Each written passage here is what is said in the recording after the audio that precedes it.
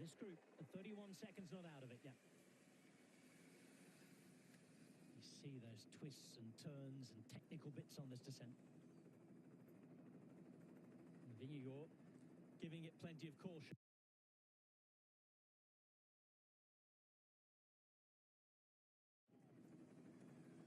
Yes, naturally pushing on, see if he can shake his man.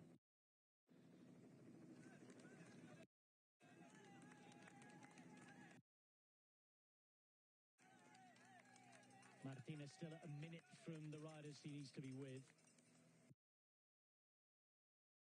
That race. Got to stay on his bike here. That wet to dry and round the corners. He's being a little bit more conservative here than Martinez.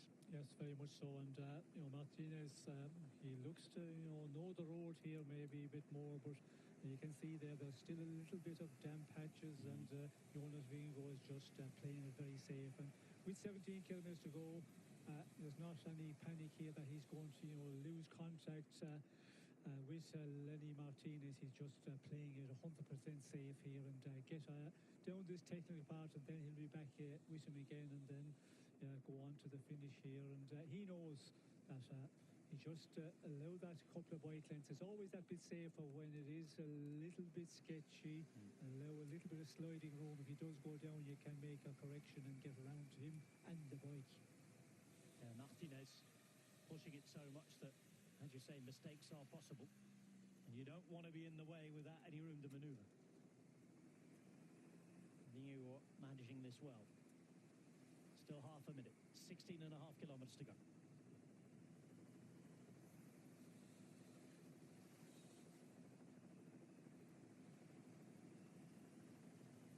He's on his way to joining an elite club, isn't he? Tadej Pogacar.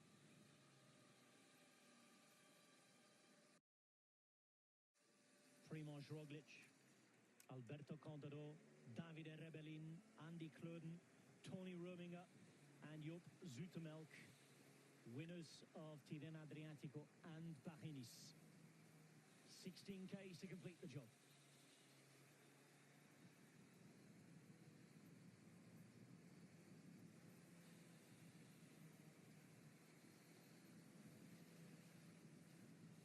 And Sean, it looks like he's going to do it as the reigning World Tour champion. It's something that you did, 1988. Roglic and Jalabert also achieving that honour. Yes, well, of course, it's nice to have all these races on your palmarès, and that is something that the riders talk about quite a lot. The modern day, they like, to win all those races. And we hear from, Tadej Pogacar, for example, he wants to ride different races. He just wants to win those events. And, it's nice to see. And, we can see here that Vingegaard looks like he's on the...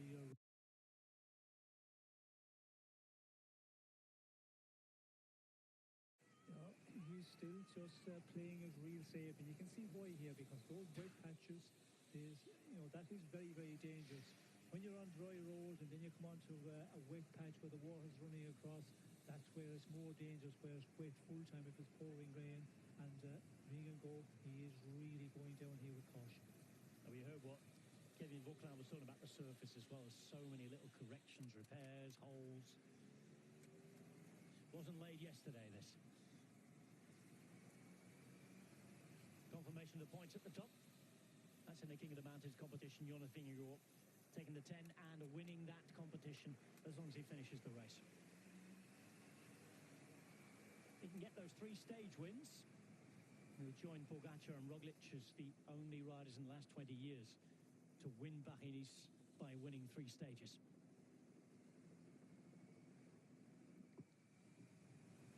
Tightening of the shoes there from Martinez.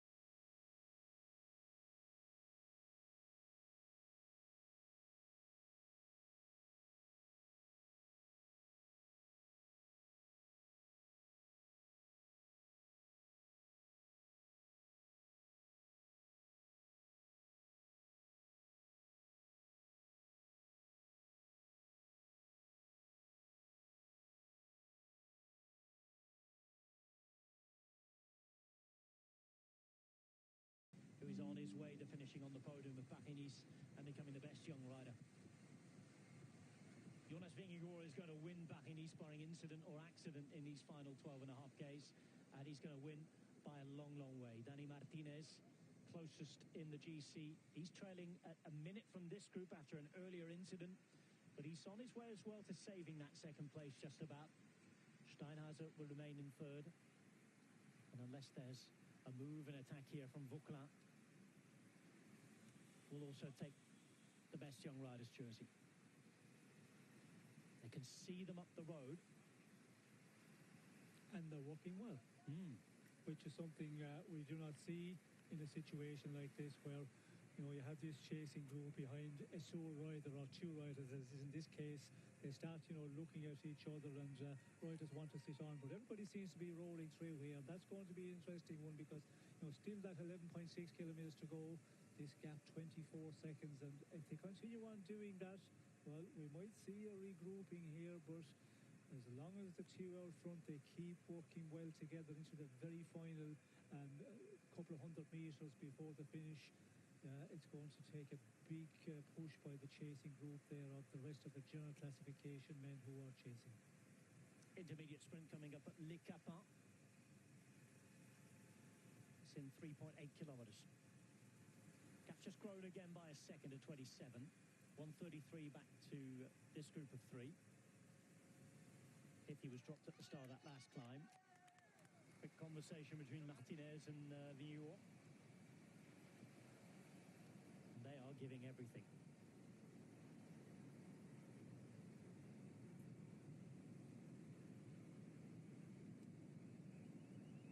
It's been good for cycling to see Vingegaard back in this sort of dominant form this week. Again, not necessarily good for those who wanted to see a big spectacle of Paris, but looking forward towards the summer. This sport needs a strong Vingegaard, doesn't it? It does, and this race was looking to be going to be a very interesting one, because we had a Yuso in here, we had McNulty from UAE, we had quite a few riders who were wondering would they be able to challenge, but unfortunately all those crashes during this race took out a lot of the riders, and it's always disappointing, but it's good that Jonas Vingegaard goes back to his best, because he didn't have the best of start. We heard in the earlier part he had that crash when he was being followed by an amateur when he was training down in Spain, I think it was, and then he was a bit sick as well, so it's been delayed a little bit, but he's come back in excellent shape. And it's always difficult to make the calculation, how good is he, because if the other riders are here, Yuso for example, and the other ones that I mentioned, where would they be? Would they be really close to him? Would he have dominated on those little uphill sections where he attacked and run away on his own? Would he be able to do that if they were in here? That's something we're never going to know, but yes, I think Jonas Vingegaard will be happy. First race, coming back to win, and it looks like he could have, going away with the overall classification and 3 stages. Plus the King of the Mountains, plus the points classification. Well, you forget about that. You will, because this means there's someone else in your club.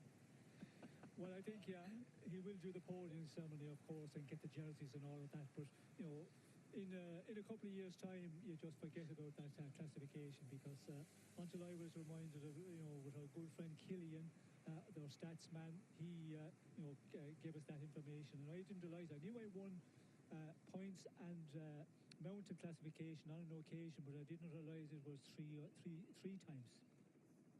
Just getting that one in there, Seymour. Jonas and Eddie Merckx, don't worry, you've only done it once, I've done it 3 times. But it's true. Joking aside, you genuinely didn't know. We were sitting there before we went on air, and you were looking at it a little puzzled for a minute, and oh yeah, I did that 3 times. And we all know that Jonas Vingegaard, yes, will not focus on that after he enjoys his moment on the podium. They're working really well, those two, aren't they? Look, 40 seconds now. Yes, we could see that Jonas was putting in a real big, strong pull on the front there, and that gap is growing out. And I was thinking, would the chase group be able to really push on here? But the 2 men up in front, they are working well together. Vingegaard seems to be the strongest, and you would expect that. He's a time trialist, Lenny Martinez, but he is contributing here, and that's what they need to do out front. And to keep the chasing group at bay. Danny Martinez continuing to chip away, continuing to work away. It looks as though he's going to save the day.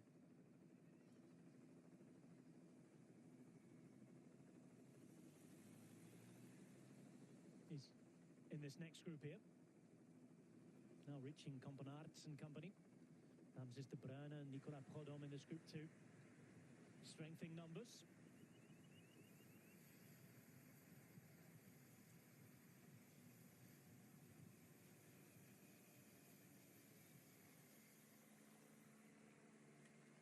This is often the race and the road that the road takes out of Nice on the way up to the first climbs of the day.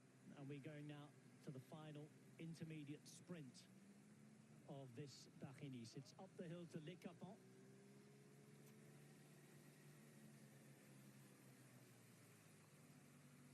Points available. Vingegaard currently trailing by 15 from Dorian-Godon in the points classification. Quick chat there with Martinez. Of course, there's the seconds as well.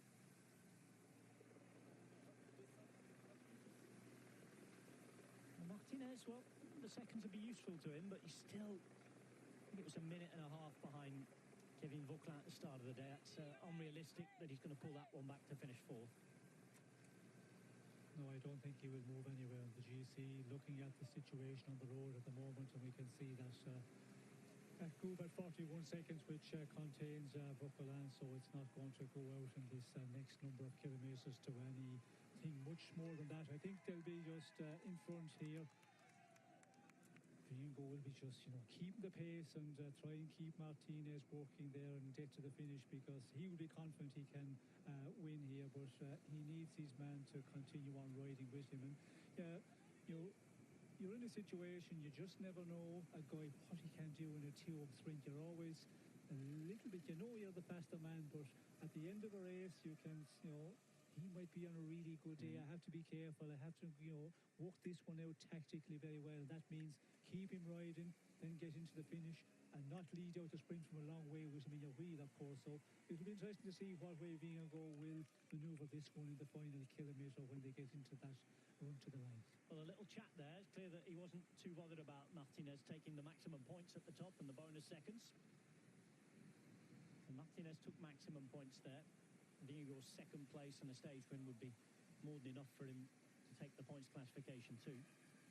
Well, I think, the points classification, it was pretty much a done deal when he got away with two riders here and going through this intermediate sprint point. It wasn't, any pressure to finish there and, win that one. He just left Lenny Martinez take it, and that will, I suppose, give him a little bit more of an incentive to continue on riding here as well. You give him a little bit, whatever it may be, and in this final 6 kilometres now, it's going to be a one where keep working on it, keep this advantage, and you can see the group has got bigger here as well, and this is going to be an interesting one because they've been riding quite well there, that group of Vauquelin and the rest, but they haven't made any great inroads at all.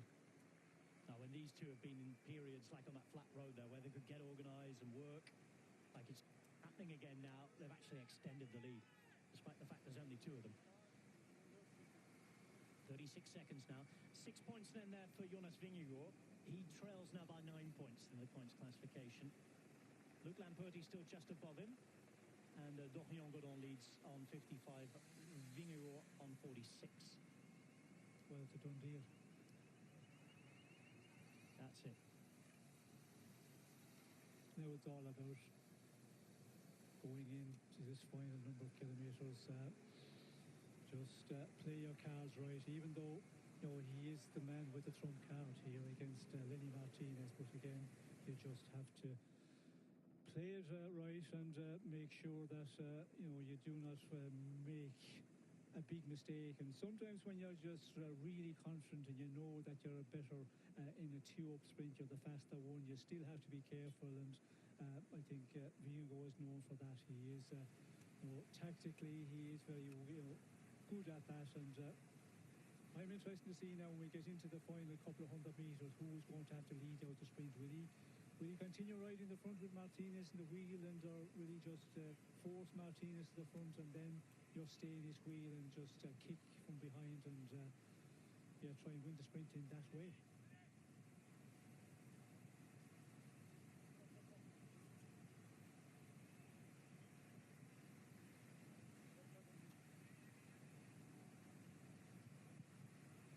Just under 5 kilometres remain in this edition of Paris-Nice, the 84th race to the sun, and the sunshine is out as we're on the Côte d'Azur. This year it won't be the finish on the Promenade des Anglais. It's just out of town outside the football stadium. And it's two men going head-to-head for the final stage win. Jonas Vingegaard has Paris-Nice won. It's done and dusted. No reality, as long as he stayed on his bike, it was going to be that way today. But will he be able to get a third stage win? Lenny Martinez, who attacked with him on the final climb of the day, the Coupe du Linguador, took a stage win last year and sits fifth in the GC. He can't really move up in the fourth, but he can end the week with another victory. Jonas Vingegaard has won the King of the Mountains. He's going to win the points classification. Even if he finishes in second in the final sprint, it's going to be 3 jerseys. 3 Paris-Nice in a row for Visma, and it could be 3 stage wins. It's been an incredible week for the Dutch team. They had a slow start of the year, but they are on fire, and their main man is right back. Another little chat between these two. They can serve that 27-second advantage over Vauclin, Tejada, Isaguirre, Rondel, Baudin, and Steinhauser. Steinhauser holding on to his place in third. You can see at the graphic there, 1:17 from the 2 leaders to Dani Martinez. After a hiccup and a scare, his second place looks safe as well, as long as the mathematics don't vary too much. This group will chase Sean. They have to still believe, but surely...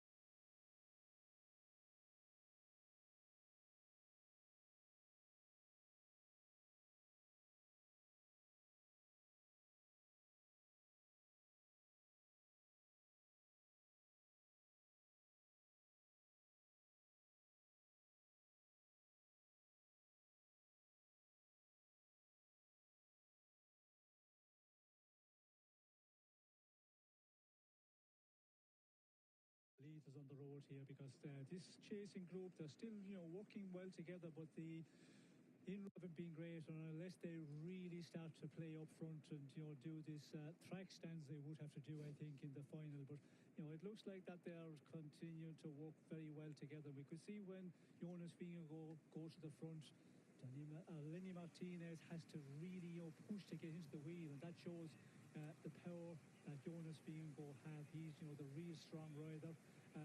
This final, we can see there is a bit technical, and that's where it's maybe a one where Lenny Martinez might be able to try something. There's a chicane there with about 250 metres before the line, but when you get inside, just inside before the final kilometre, you go left, right, and then you come around to that real it's a chicane, well, more than a chicane. It's almost a 90-degree turn, and then you're into the final run to the line. So you'd need to know what's coming up, but we see the way Lenny Martinez is going around those corners. Hopefully it's dry roads, because if it is not dry road, well, then it could be a bit of a problem one. But we can see here, totally dry down here, so I don't think that's going to be a problem.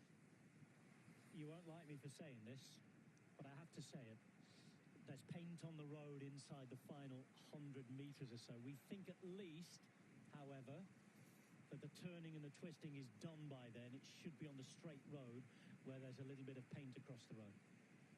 And I mean that, it's sort of like a mural on the road. I think it's like a children's athletics track or something. There's a few lanes painted on the road. Yes, but I think we're going in a straight line at that point, and with the dry road as well. If it was in a sprint and you had the painted road like that, when guys are full on in a big sprint, it can be a danger with the paint on the road. We've seen that many times, but in this situation, dry roads, they're in the finals, run straight to the line, so I don't think that'll be a problem. It's just there's a little bit of technical in the final. That's where they have to be careful. First section around the roundabout negotiated. 25 seconds of a gap. There they go. That is that first turn. There's a right 90-degree coming up here, and now then the games begin. Final kilometre. Vingegaard, Martinez, they look back. Who's going to blink first? Well, I'm surprised that Jonas Vingegaard is not taking another turn here. It's early to start doing this, but yeah, the advantage they have, it should be enough. But again, Lenny Martinez is going to continue on, and that's what they need to do, because if they really slowed up, we could see them being swallowed up in the final corner, 250 metres to go. But at the moment now, it looks like it's going to be between the two men here for the stage win. Under the bridge they go. Right turn around this sort of roundabout stroke chicane, and then it's a big bend to the left. They're doing the same in the next group, though. They're starting to look at each other. It's still Vingegaard sitting on. It a 500 metres to go. Big left sweeping turn coming up. It almost ends up like a 180. Vingegaard looks back. They've had that advantage since attacking on the final climb of the day, conserving it into the final 400 metres. Now 300 to go. 200.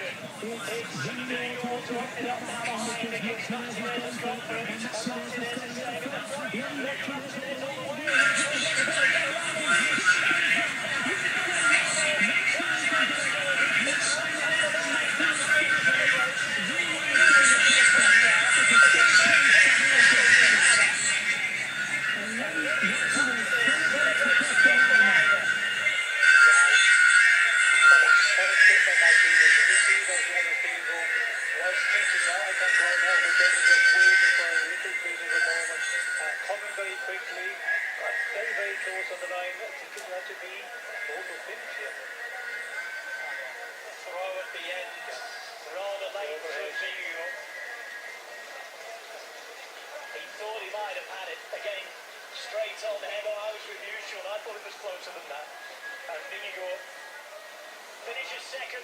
Martinez takes the stage. It's a hat-trick in terms of victories for this Melissa Blank. 3 years in a row. From two-time Jorgensen now to Jonas Vingegaard. 2 stage wins, 3 classification jerseys. Vingegaard having to settle for second on this occasion as Martinez takes the stage.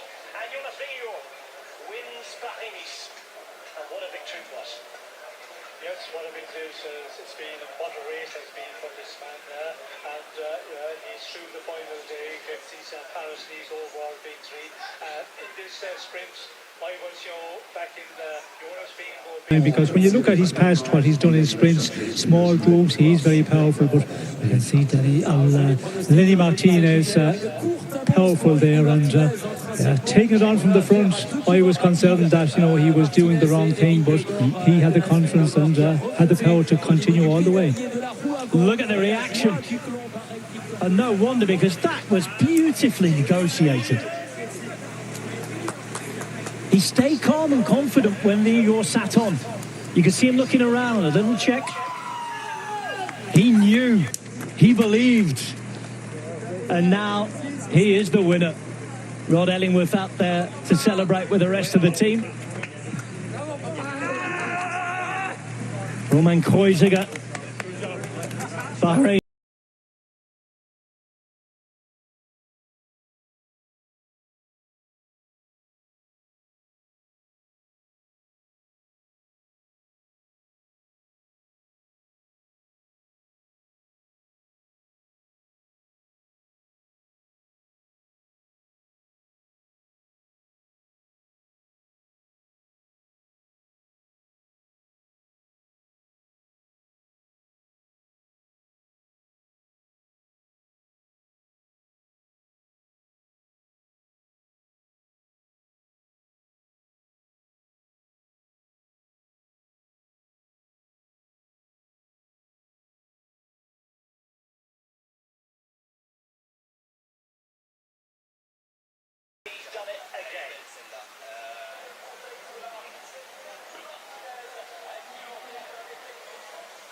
Lenny Martinez victorious. This is how he beat Jonas Vingegaard in the sprint. Lead it out for the final kilometre. No panic, no worry, no problem. If you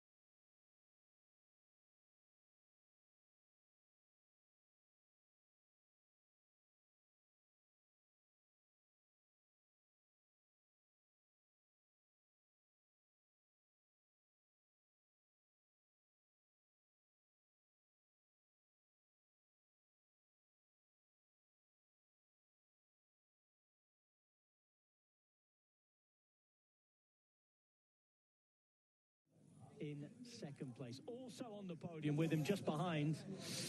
That's a bad watch, isn't it? Poor Danny Martinez. Here will be, though, a happy Georg Steinhauser. Right, Georg, thank you very much. You resisted. We saw on the penultimate climb, Ineos leading a high pace. You never failed. You were always there. Yeah, I was lucky. I was on a really good day today. For sure, also the... Oh, thank you. I know it. Yeah, for sure. Also, yeah, it's a special feeling if you have the chance to finish a race like Paris-Nice on the podium, and this for sure gives a few extra watts. And this is what I needed today, and I'm super happy that I could hold on to the third place. What did it mean for you? Coming back from last year, the virus, everything. Yeah, it's an amazing feeling. Last year, I mean, yeah, cycling is a lot of ups and downs. Last year was definitely a big down, and now it's a big up. So yeah, I'm gonna enjoy it as long as I can, and yeah, I'm just happy about it. Thank you, Georg. Well done. No wonder he's happy. But again, Lenny Martinez will be happy. Look at how he managed this, Sean. He was cool and calm, supremely confident. Certainly was, and when I see Jonas Vingegaard, putting him on the front and forcing him there and making him lead it out all the way, I was very concerned that it was going to be a difficult one. But he was confident, and look at the way he manoeuvred here. He just kept on riding, got to a point when he kicked off his sprint, and then had that power to just keep it going all the way. We could see Vingegaard. I think he was thinking maybe to have a go a little bit earlier, then just waited for a fraction of a second, and yeah, just wasn't there to come over it. Well, this is a little bit of a worry for Danny Martinez and Red Bull Bora Hansgrohe. Holding his ribs there. Well, we did see that when he went down immediately. He was holding his ribs there, and yeah, sometimes you can get through there, but hopefully he hasn't any major damage done. But what a battle there to continue on riding with the teammates and holding on. It's the biggest winning margin at Paris-Nice for decades. Jonas Vingegaard wins by 4 minutes 23 over Danny Martinez. Steinhauser finishes third. This is the...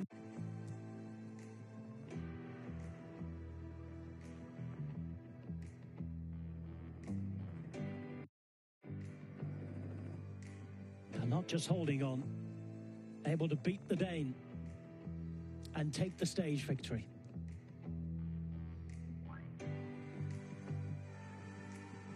Doing that, finishing in the top 5 in the general classification as well.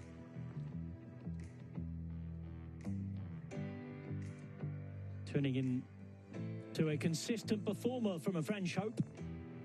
He's just beaten one of the best riders in the world.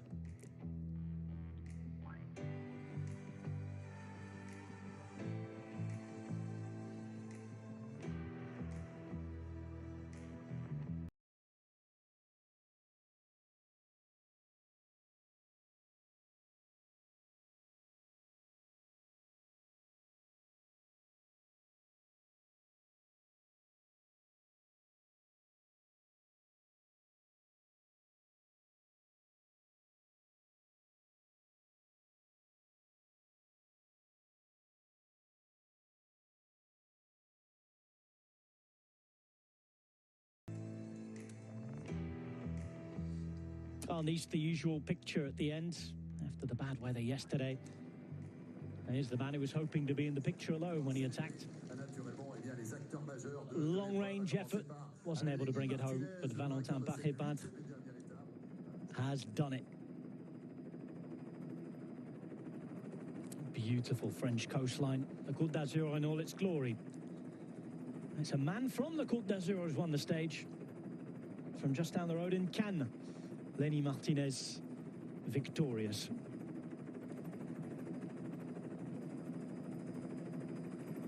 Quite the start of the season for him.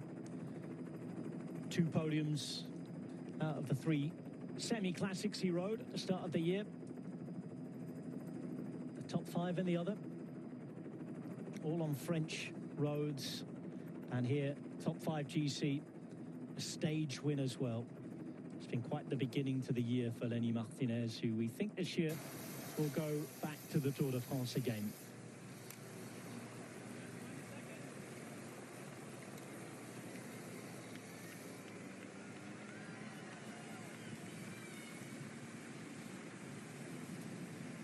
This is how it played out in the final kilometre. He looks around, double checking everything.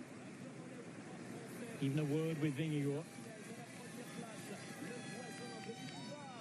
Another look, but no panic.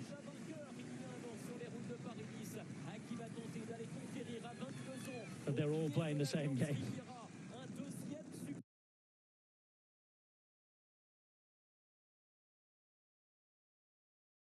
Was just in case he was going to surprise him. Yes, well, that is the difficult one when you have a ride in a wheel. He can just, you look over and then you look out straight in front, and that's the moment he hit you. And Lenny Martinez was, just concerned with that, but you just continue on at a strong pace. But that's what he did, and just got to a point where he felt he needed to kick the sprint, and held on, and this is a major one. And this will give him confidence now, finishing in small groups. He knows